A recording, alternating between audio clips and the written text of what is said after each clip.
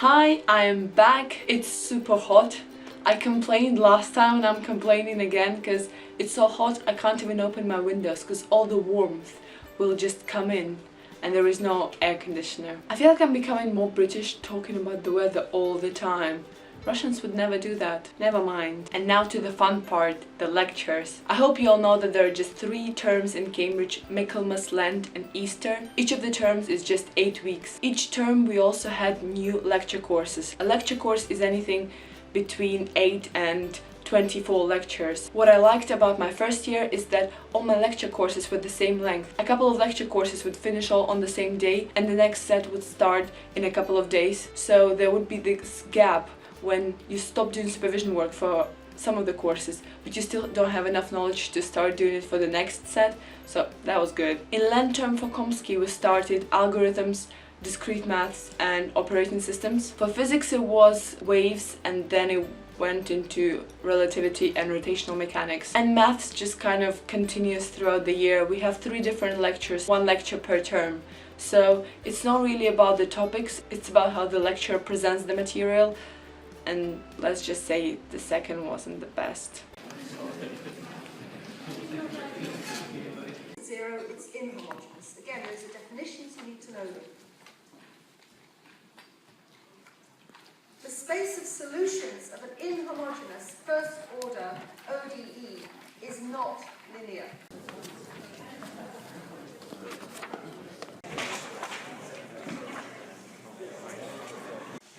Observer gets even more interesting. So there's an interesting question though.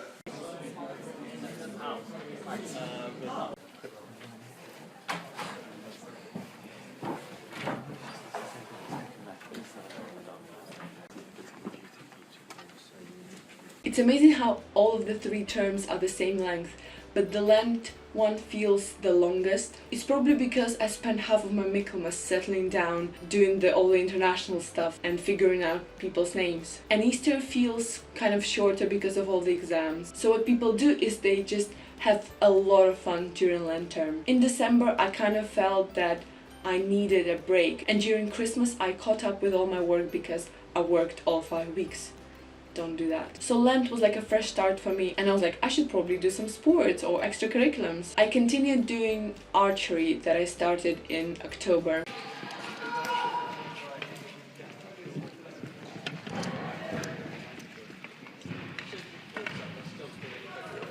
But that wasn't enough. I also joined the Arts Room Society, doing the clay stuff. They don't blend or something? You've already used if you're not going to keep your objects, but we got another bag. It's not expensive, I'm very happy.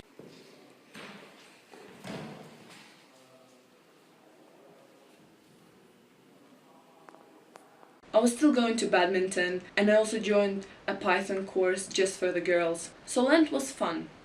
I've also joined Trinity Math Society in hope to see some good talks.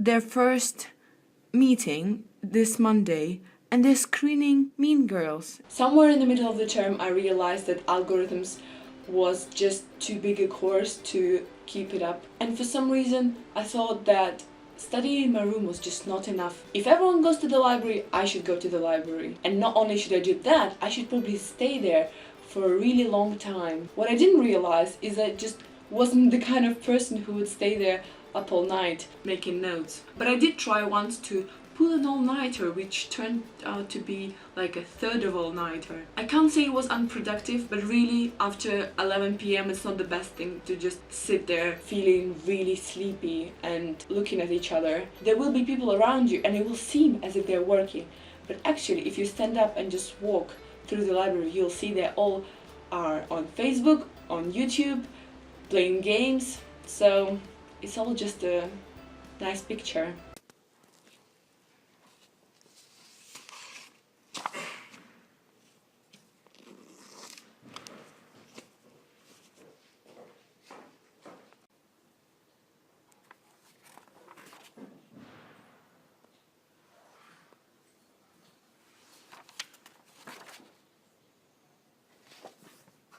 By the way, these notes that I made, didn't use them at all, and I don't think it actually got stuck into my brain. But I think you just kind of have to embrace the kind of memory that you have. So I'm a really visual person. I would stare at something for ages and I would remember it. Just the fact that others made notes made me think maybe I should be making them as well.